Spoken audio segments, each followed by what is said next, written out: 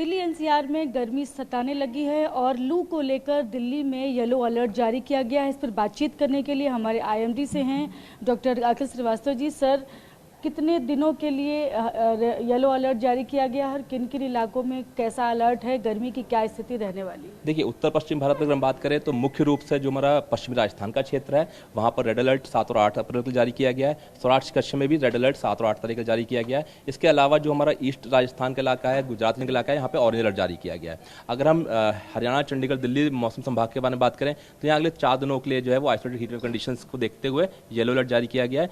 दिल्ली में स्पेसिफिकली अगले 2 से 3 दिनों के दौरान हीट वेव कंडीशन सेटिस्फाई हो सकती हैं और जो तापमान है, अधिकतम तापमान वो 40 से 42 डिग्री सेंटीग्रेड तक 9 तारीख को हो सकते हैं।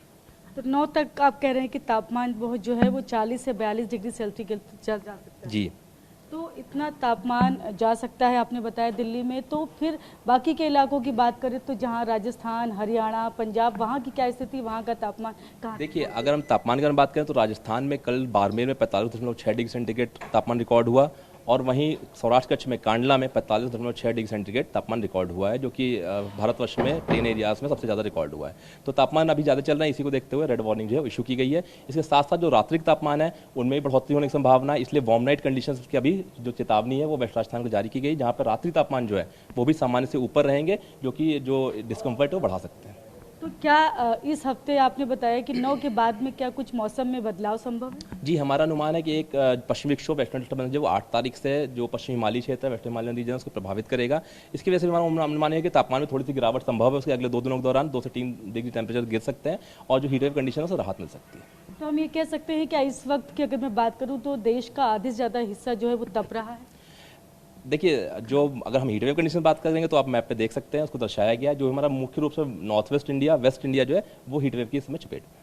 अच्छा, तो किस तरह की सावधानी बरतने की भी ज़रूरत है? क्योंकि मौसम विभाग जब अलर्ट जारी करता है तो उसके साथ ये भी बताता है कि सावधानी किस तरह से बरतें। जी, देखिए, अलग अलग अलर्ट कैटेगरी के लिए एनडीएमए के माध्यम से जो एक गाइडलाइंस जारी की गई हीट वेव को देखते हुए, और तो और बहुत सारी जो एजेंसीज हैं जैसे कि स्वास्थ्य मंत्रालय, उनकी भी गाइडलाइंस जारी की गई हैं। तो सबसे अनुरोध यही है कि वो सारी गाइडलाइंस को फॉलो करें, मुख्य रूप से पानी पीते रहें और जो है धूप में से थोड़ा सा बचने की कोशिश करें और जो भी गाइडलाइंस हैं उनको फॉलो करें। लगातार मौसम विभाग ये कहता रहा है, डीजी भी इस बात को लेकर बोलते रहे हैं कि इस बार जो गर्मी के दिन, लू के दिन खास तौर से वो ज़्यादा रहने वाले हैं पिछले सालों के मुकाबले। तो अगर मैं बात करूं कि अभी अप्रैल शुरू हुई है और अभी से हीट वेव शुरू हो गई है, तो क्या अप्रैल तक तापमान की कोई संभावना है कि कहां तक जा सकता है अधिकतम तापमान? देखिए, ये अभी कहना तो मुश्किल है क्योंकि सीजनल आउटलुक में जो इंडिकेशन था वो हमारे डीजी साहब ने बताया भी था।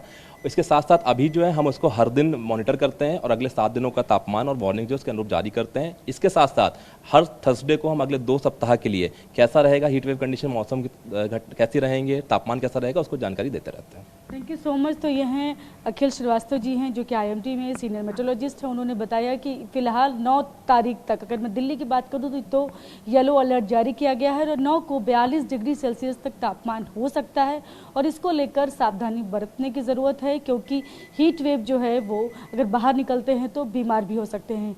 कैमरा पर्सन विजय के साथ मैं शालिनी वाजपेयी, TV9 भारतवर्ष दिल्ली।